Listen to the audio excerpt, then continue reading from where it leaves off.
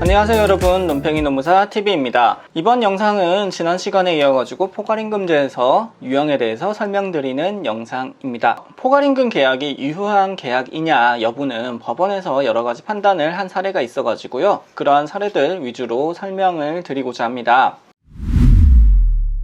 우선 법원이 유효성을 인정한 포괄임금 계약에 대해서 말씀을 드릴게요. 법원은 감시단속적 근로 등 근로시간을 산정하기 어려운 경우에 포괄임금의 유효성을 인정을 해주고 있습니다. 감시적 근로라고 하면은 우리가 이제 경비하시는 분들이 대표적일 텐데요. 현장에 문제가 없나, 고장이 나는 건 없나, 이런 것들을 쭉 지켜보면서 특별한 업무 없이 이제 그런 지켜보는 감시 업무를 주로 하시는 분들을 감시 업무자라고 하고요.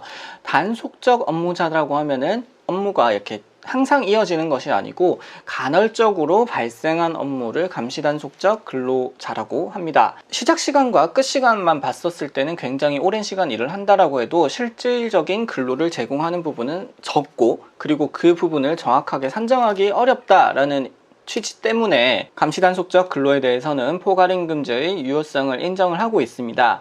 이러한 경우 지금 예시에서 보시는 것과 같이 기본급 안에 연장, 야간, 휴일 수당이 모두 포함되어 있다라고 해서 기본임금과 별도의 수당을 구분하지 않고 모두 합해서 포괄임금 계약을 체결하더라도 이는 유효한 임금 계약으로 인정을 하고 있습니다. 그런데 이러한 감시단속적 근로와 같은 경우는 굉장히 조금 비현실적이죠. 특히나 요즘은 이런 핸드폰이나 컴퓨터를 이용해서 주로 업무를 다 수행을 하고 있고, 이러한 IT 시스템들이 근로시간에 대해서 산정이 다 가능하도록 굉장히 용이한 형태로 발전이 되고 있기 때문에 현실에서 이러한 케이스를 찾는 것은 쉽지 않을 것 같습니다. 그래서 이러한 경우가 아닌 근로시간이 산정이 가능한 경우에는 기본임금과 각종 수당을 구분하는 형태로 근로계약을 체결해야 합니다. 즉 포괄연봉 내에서 기본임금에 대한 부분 그리고 각종 수당에 대한 부분이 별도로 구분이 되어 있어야 한다는 건데요. 포괄연봉 계약을 체결을 하면서 지금 보시는 사례와 같이 각종 수당을 별도로 구분하지 않은 경우에는 이러한 수당 부분에 대해서는 지급되지 않았다라고 인정하는 게 일반적이고요. 그래서 추가적인 연장, 야간, 휴일 수당에 대해서 지급을 하라라는 노동부 또는 법원의 판단이 나오고 있습니다. 그래서 이러한 형태의 계약은 잘못 설계된 포괄연봉 계약으로 보셔야 됩니다.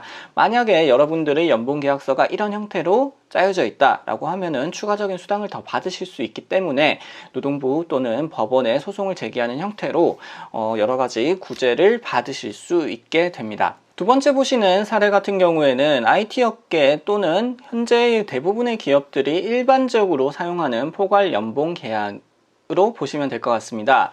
그래서 연봉 총액이 정해져 있으면은 그 안에서 기본급과 연장수당 등이 명확하게 구분이 되어져 있고요. 이러한 계산 로직도 통상임금을 기준으로 해서 기본급은 209시간분이 들어가 있고 연장수당은 책정된 시간에 대한 1.5배 금액이 들어가 있는 형태로 짜여져 있는 연봉계약이 될 것이고요. 이러한 형태의 연봉계약은 기본임금, 즉 기본급 이나 기타 고정적으로 나가는 식대 등이 미리 정해져 있기 때문에 기본임금과 수당이 구분이 되어 있기 때문에 유효성을 인정받을 수 있는 포괄연봉 계약이 될 것입니다. 그래서 이러한 연봉 계약은 법적으로는 큰 하자는 없다라고 보시면 될 텐데요. 그런데 이런 형태의 연봉 계약들은 지금 그 IT 업계나 이런 것들이 이슈가 될 때 항상 장시간 근로의 원인이 되는 포괄 연봉 계약이다라는 그런 비판이 항상 따라붙습니다. 그 이유는 이미 52시간 분에 대한 이 연장 수당이 사전에 다 지급이 되고 있기 때문에 사용자는 그 범위 내에서는 일을 시키더라도 추가적인 수당 부담이 발생하지 않게 되는 것이죠. 그러니까 일을 더 시키면은 오히려 사용자한테 더 이득이 되는 상황이기 때문에 연장 근로를 적극적으로 하도록 일을 시킬 수밖에 없게 되는 거죠. 그래서 이러한 형태의 임금계약은 불법은 아니지만은 연장 근로를 굉장히 조장하는 형태의 근로계약이다라고 보실 수 있겠습니다. 이러한 포괄 연봉 계약 하에서도 그래도 한핀성이 인정이 되는 경우와 그렇지 않은 경우를 나눠볼 수 있을 텐데요.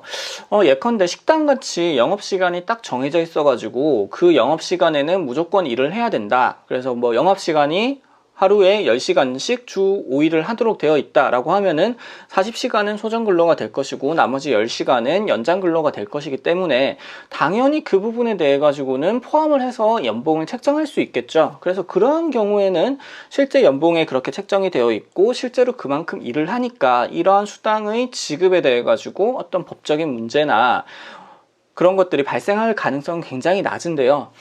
근데 뭐 주 40시간밖에 일을 하지 않는, 그러니까 9시부터 6시까지 주 5일 근무를 하는 일반적인 회사원들 또는 영구직 사원들이 일주에 12시간씩 월에 52시간의 연장 근로 수당이 책정이 되어 있다라고 하면은 이 부분에 대해서는 일을 하지 않아도 연장 근로 수당이 지급이 되는 굉장히 이상한 형태의 임금 계약이 되겠죠. 그리고 만약 사용자가 원했을 때는 20시간이든 50시간이든 월에 일을 더 시킬 수 있게 되고요. 그러면 이런 것들에 대해서 이러한 연장 근로 수당을 미리 책정해 두는 게 과연 합리성이 있느냐, 이런 부분에 대해서는 조금 논란의 소지가 있습니다. 그리고 지금 보여드리는 사례는 아까 말씀드렸던 그 사례에서 추가적으로 야간 근로 수당을 일정 부분 더 책정을 했는데요. 이렇게 추가적인 수당을 더 책정을 하는 경우에 그 임금 총액이 동일한 상황이라고 하면은 기본임금의 수준이 더 낮아지게 됩니다. 기본임금은 제가 아까 통상임금이라고 해가지고 모든 임금의 그런 추가적인 가산임금의 계산의 기초가 되는 임금이라고 해석이 되는데요. 포괄 연봉을 책정할 때 각종 수당의 몫을 더 늘리면 늘릴수록 기본임금이 더 작아지기 때문에 만약에 어떤 사건이 발생하거나 연차수당 등을 받아갈 때 근로자의 통상임금이 줄어들어서 수당이 줄어드는 부당한 결과를 낳기도 합니다.